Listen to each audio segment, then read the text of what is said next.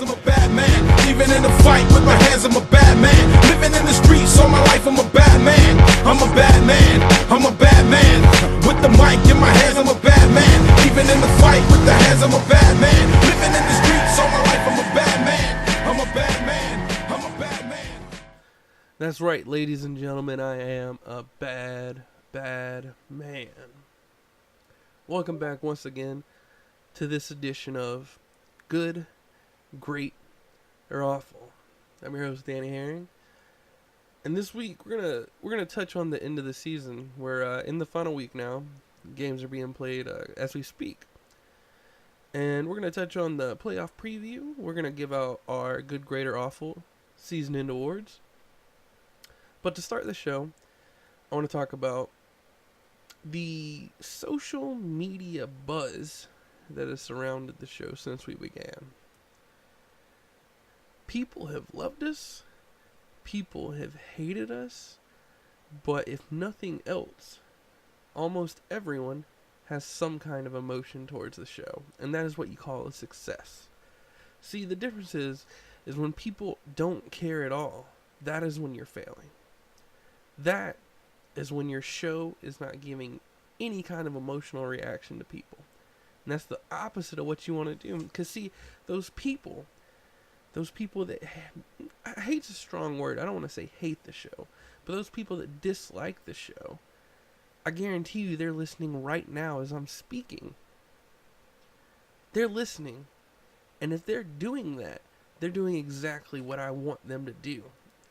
And they'll do that show after show after show. Because this is like a drug. And you people, you might as well be like heroin addicts. Because you can't get enough. Now we're going to move on to a football topic here. And last night, I was getting ready for bed. It was real late. And, I turned on twitch.tv and found myself watching the end of the Green Bay Packers Detroit Lions Week 17 matchup. And I have to say, this was a phenomenal ending. There have been some really great, entertaining games this season. Anyone that missed the game last night really should go back and see if it's archived somewhere and see if you can watch it. Because, wow. The Green Bay Packers, late in the fourth quarter, drive down the field and take a 1-point lead with under 2 minutes to go. Detroit comes out under 2 minutes and starts to drive downfield. Kenny Galladay, I believe that's his name, made some pretty good catches for a youngster. And the Green Bay Packers defense had a couple opportunities to end the game, to intercept the ball that they couldn't come up with. But Detroit drives down the field, gets in field goal range. You got to remember, Matt Prater is one of the best kickers in the game. He can kick really, really long field goals. Got in position for a 59-yard field goal. The season long for all kickers, by the way, if you didn't know this, is apparently 61 yards, which has been done by Atlanta's Matt Bryant and Pittsburgh's Chris Boswell. So, 59 for Matt Prater is a makeable kick. Mind you, I'm not 100% sure what the wind conditions were, but the kick ultimately fell up short, and it was short by a good amount. And Green Bay was able to hold on and get the win, and that'll clinch the division for them, I believe, and send them into the playoff as a 4 seed. And moving off of that topic into the playoff picture as a whole, the AFC has all 6 teams decided for the playoffs. The NFC have all 4 divisional winners decided for the playoffs, which leaves the 2 wildcard slots in the NFC up for grabs between 4 different teams.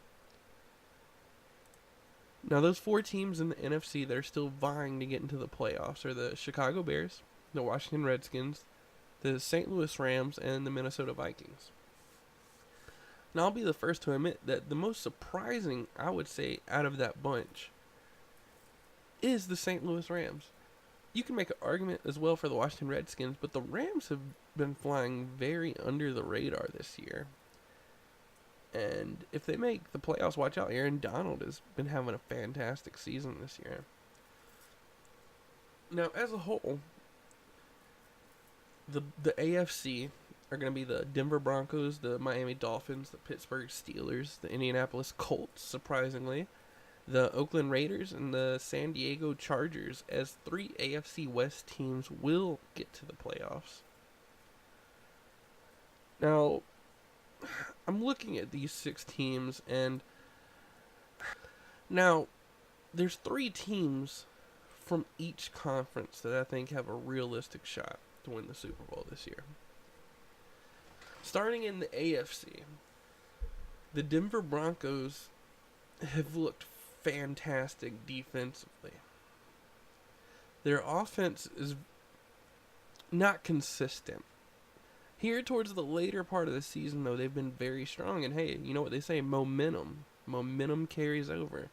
So if he can keep up that pace against playoff teams, then he has a shot. Mind you, he played the Dolphins a few weeks back, and he freaking railroaded them. Which brings me to the second team, which is the Miami Dolphins. They have a very, very good team. I wouldn't say their team is in the same tier as, say, the Denver Broncos in terms of overall team talent. But their team is good, and their coach gets a lot out of them. The youngster Raekwon McMillan, hope I'm pronouncing that right, has been a phenomenal find for a rookie linebacker. Only 20 years old, I believe. He's not even 21 yet. He can't drink yet. And the third team is going to be the Oakland Raiders. Now, the Raiders seem to have lost steam in the later half of the season, and you always got to wonder, yet again, that M word, momentum. Is he going to have the right steam going for him when it comes playoff time? And we're going to flip the script here to the NFC, where my 3 favorite teams probably aren't going to be much of a surprise because they're the top 3 seeds. The 15-1 more than likely Arizona Cardinals, and then the 14-2 Falcons and Cowboys. They have just been head and shoulders the best teams in the NFC this year, bar none. Now, I did make some predictions here for the NFC Championship game and the AFC Championship game, and then also for the Super Bowl, but I didn't predict a winner for the Super Bowl. We're going to start in the NFC. Now, I know previously I said Falcons versus Cowboys, and I still wanted to stick with that pick, but unfortunately, because of seeding, that isn't a possible matchup in the NFC Championship game, I believe. So I'm going to go with the Falcons versus the Cardinals. I do think the Falcons, who will have a first-round bye, are going to meet the Cowboys in the second round. And for anyone that didn't catch the regular season game, by the way, another phenomenal game where the Cowboys tied the game to end the fourth quarter and send it into overtime. And then the Falcons were able to pull it out in overtime. So this is going to be a toss-up, to be honest. I just think the Falcons offensively are one of the best teams in the league, and the Cowboys passing game just hasn't seemed to find its stride. It hasn't gotten any legs to walk on as this season has progressed. So Falcons Cardinals in the NFC Championship game. I'm not sure if any of the other NFC playoff teams are going to be able this year to step up and challenge the Cardinals in the second round. I will say that the Cardinals, scheduling-wise, haven't really had a tough test all year. The only other playoff team from the NFC I believe they played, I haven't double-checked this, but is the Cowboys, and they lost. That's their one loss, is to Dallas. So the Cards are very happy if they do get this 1 seed, because they won't have to play the other 2 dominant NFC teams until they'll only have to play one of them, and that'll be in the NFC Championship game. So I'm going to go Cardinals, Falcons, and then in the AFC, I'm going the Denver Broncos and the Miami Dolphins. And this is also kind of another seeding reason. I'd love to see the Broncos and the Raiders, but because of the way the seeding is falling, I don't believe that that's going to be a potential matchup either. So Falcons, Cardinals, Broncos, Dolphins. And then the Super Bowl pick, I'm not going to predict a winner. But I do think the Atlanta Falcons are going to play the Miami Dolphins. I want to see the Denver Broncos. I would like nothing more than to see the Denver Broncos win the AFC, and it be Denver and Atlanta, because I think that is the matchup of the two best teams in the league currently. Denver has a lot of talent, but I just don't think their coaching is up to the same level, and I think that's going to show come playoff time. I think the Dolphins have a better coach, and when it comes to the playoffs, that's when coaching really shines more than anything else, in my opinion.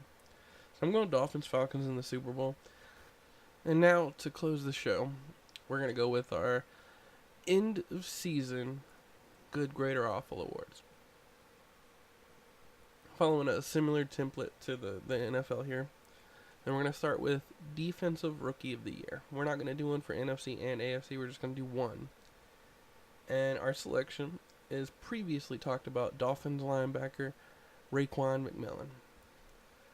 He's been a game-changing leader for the Dolphins defense at the age of 20. His tackle numbers are a little lower than I'd like to see him, but he's got 69 tackles, memes everywhere. 1 forced fumble, and then the giant number, the number that basically won him the award. 10 interceptions at the linebacker position, with 4 of those, well, maybe not 4 of those, but 4 defensive touchdowns. Our Offensive Rookie of the Year will come out of the AFC as well. This was actually a very tough decision for us, but we're giving it to Leonard Fournette, halfback for Jacksonville, who edges out the other halfback from Minnesota, Dalvin Cook. Both of these two players just phenomenal years on the ground as rookies. But Leonard Fournette, slight edges in every statistic, I believe. I know he had more yards, more touchdowns. And in the end, those are the two big numbers. He helped Jacksonville rebound. Looking to be a 500 team, 8-8. Kind of fell off down the rails, down the stretch. But Leonard Fournette, 1,350 yards, 10 touchdowns, still a game to play. He's our Offensive Rookie of the Year. Defensive Player of the Year. Yet again, we're not doing AFC and NFC. We're just doing one. This, I mean, it could go anywhere. If you look at the pass rushers around the league, there's so many people. You can make an argument that needs to be Defensive Player of the Year. Talking Chris Jones, Khalil Mack, Aaron Donald, Jalen Smith, the linebacker for the Cowboys. Yet again, another young player leading a defense. He's got 13 picks at the linebacker position. But we're going to give it to a pass rusher. I mean, we're talking about most valuable in a defense, and the most valuable position to a lot of people is pass rushers.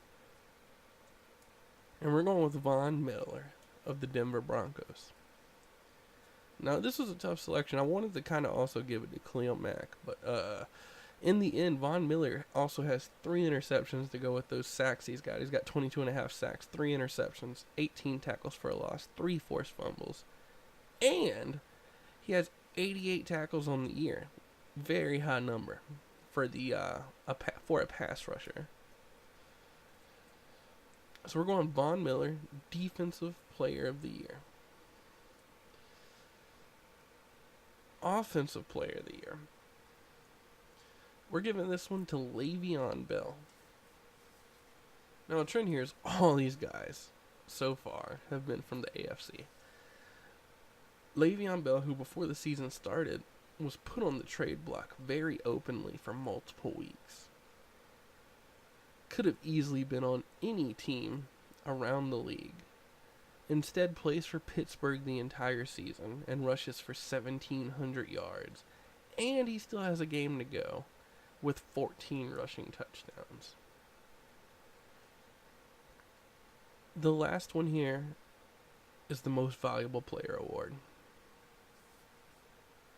This award, a historically award that skews towards quarterbacks. This award would have gone to David Johnson if he didn't get injured for the last 3 weeks of the season. This award would have gone to Le'Veon Bell if we didn't believe the quarterback position is literally the most valuable position on the field. So we're giving this award to the best quarterback in the league, the most efficient quarterback in the league, Atlanta Falcons quarterback, Matt Ryan. Matt Ryan has been the most proficient quarterback in the league, and this is a league that has had a historically down year in terms of yardage for quarterbacks. Matt Ryan, barring, I believe, Carson Wentz going off for 500 yards this last week, Matt Ryan will lead the league in yardage, and he only has 3,988 yards. He's 12 yards short of 4,000, and he is going to lead the league in yardage. Normally, we're talking about guys this time of year having close to 5,000 yards, if not over 5,000 yards in some case. But a historically down year in terms of yardage. But if you look at his passing efficiency, he has been very, very good. He has 34 touchdowns on the year, which leads the league. Only 10 interceptions. 118.5 quarterback rating. Now, if Deshaun Watson doesn't get hurt a few weeks prior, Deshaun Watson's going to win the yardage award. Hand down yardage. But in terms of efficiency, there has not been a quarterback around the league this year better than Matt Ryan. Played in all 16 games, leading his team to a 2 seed, potentially, in the playoffs, home field advantage in the divisional round. And he is our most valuable player. Now, I know a lot of people are going to be saying bias, recount, revote. But the reality is make an argument for a most valuable player in the league. You want to go on the defensive side of the ball and say a pass rusher? Well, there's like 10 guys with over 20 pass rushes. Is that really? Is the value difference between those 10 guys bigger between the value difference of Matt Ryan and the 10th quarterback underneath him? That's the difference here. And sure, Von Miller's great. But if you go like 5-6 people underneath them, right? And you look at the sack list, and you go to like Aaron Donald or even Chris Jones, who has more sacks, I believe, than Von Miller. Is Von Miller really that much more valuable than those guys? But if you go from Matt Ryan to the 6th quarterback, whoever that would be, underneath him on the year, I would say that that's a much more drastic difference. And that's why he is the most valuable player. To close out the show here, looking forward, previewing the next show. Probably won't happen to the off season. We might have a special Super Bowl edition, but that's to be decided. Yet again, it depends on timing. When December gets here, I know that's going to be next season more than likely, but when December gets here, I'll have more time to maybe do this on a more regular basis. So the next planned show right now is going to be the off-season edition. We'll be highlighting free agency. Depending on when it happens, we'll be highlighting maybe when what people signed where, the combine, and the draft. So yet again, I just want to remind everybody listening at home, whether you love me, whether you hate me, in this world, you can be good, you can be great, or, well, in most of your cases, looking at you, K-Dog, you can be just plain awful. Like in my hands, I'm a bad man. Even in a fight with my hands, I'm a bad man. Living in the streets all my life, I'm a bad man. I'm a bad man. I'm a bad man. With the mic in my hands, I'm a bad man. Even in the fight with the hands, I'm a bad man. Living in the